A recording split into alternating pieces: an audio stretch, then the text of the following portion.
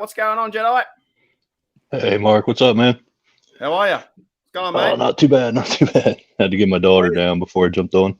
Where's your old man picture like Dante has here? Yeah. I don't know. I'm new to all this. I've never done this before. I finally made it on YouTube. I can die That's happy right. now. Yeah, well, I might try and let's make this into a video because I might try and make the mock draft what I did with West into a video, and I'll make this into a video too. Do we want to talk about the 17th pick, or do you want to talk about something else? It don't matter to me, man. I'm good with whatever. I don't know too much about it. I just hope whoever they pick's good. All right. Well, I'll start with you, Dante, and we'll try and make this into a video. I'm gonna get you both. Well, Dante's already famous. He knows it, right? Don't you, Dante? I mean, yeah, I guess You're Mr. Popular to Mark. mate. I know. Mate, you're number one in my heart. You made it to Number the Number one on the field, number one in Mark's heart. You heard me first. All right. Let's do it from here. All right. G'day, guys. Welcome back to Steeler Nation Australia. Fellas, who's going to go at number 17? Dante, let's go. Rip. Joey Porter Jr. Dead set. You sold on that? He's going to fall that way?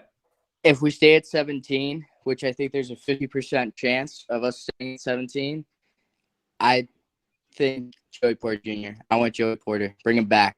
Bring him back to the Berg. I was on that train before. I'm kind of like on the train of like maybe offensive line. But g'day, Jedi. What's going on, mate? What do you think about the 17th overall pick tomorrow? Your last maybe. What are you feeling? Position, player? Who do you think? I've been hearing a lot of people say they wanted Joey Porter Jr. I'm not really.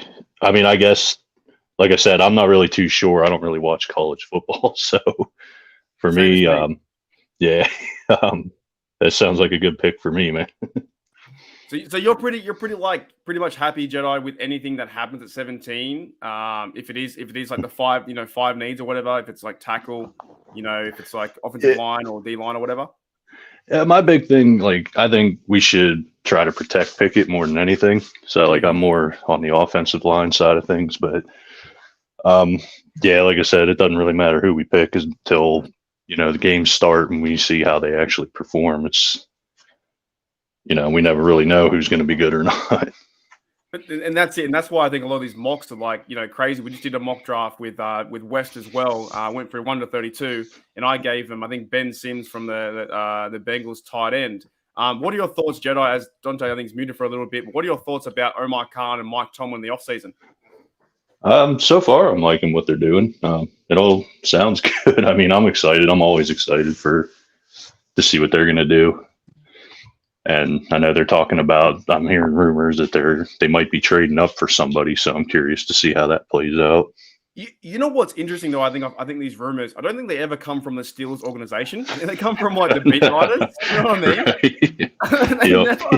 They never come from the actual Mike Tomlin's. Because look, you know what Mike Tomlin and Omar Khan said the other day in the press conference is pretty much what every GM says. We might be trading up from 17 to get a better player if he's available. If someone falls to us, then we will stay there. In 32, there could be chances that we haven't been there before, but guys want the quarterback, we might trade back. You know what I mean? Right. So these rumors just start from like the guys over there from 93.7 The Fan, all the analysts and all those guys writing down stuff saying there could be a possibility they trade up to get Jalen Carter. Well, of course there could be a possibility. Everything's a possibility. Right. Yep. Yeah, that's true. That's crazy. Dante, mate, what about your thoughts? What about your thoughts on the offseason with Omar Khan and Mike Tomlin? Yeah, I mean, I feel like I still haven't experienced Omar Khan enough as a GM to like give my full impression because we haven't had the draft with him yet, so we don't know like what his strategy is going to be.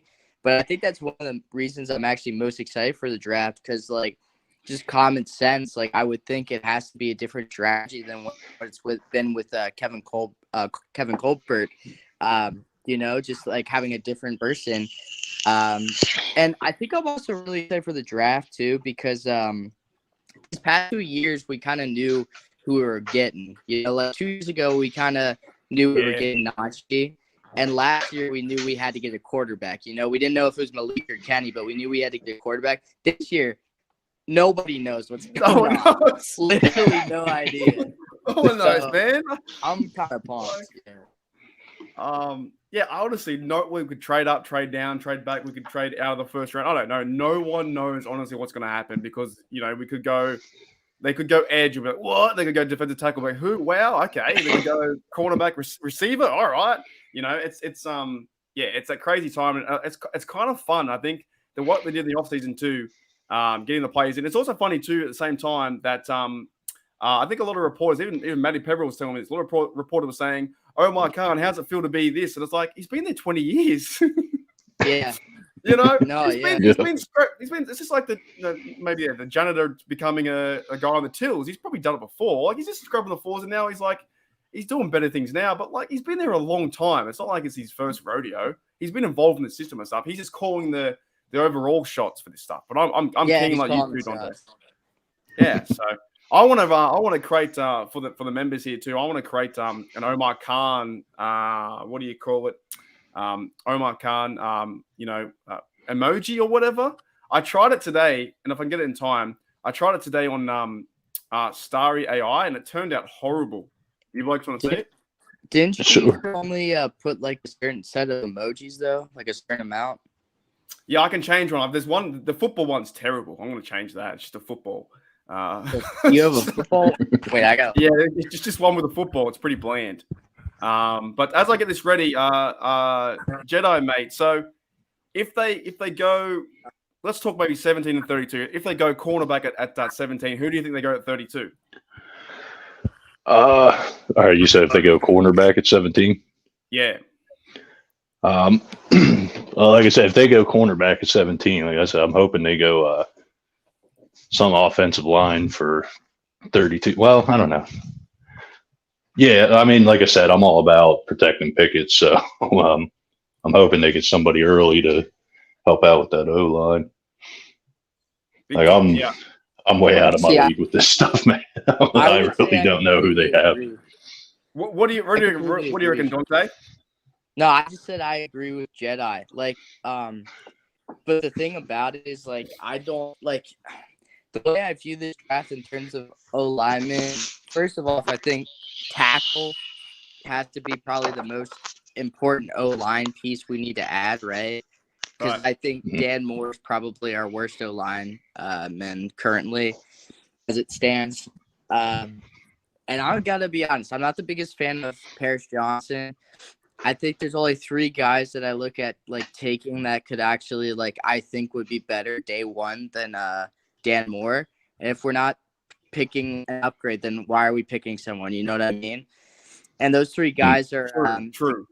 Those 3 guys to me are Broderick Jones, what's that guy's name? Darnell Wright, and Peter Skoronski. Now, granted, I think Peter Skoronski is going to go like really high, but like you never know. Broderick Jones could fall to 17. If he's there, I think you got to take him.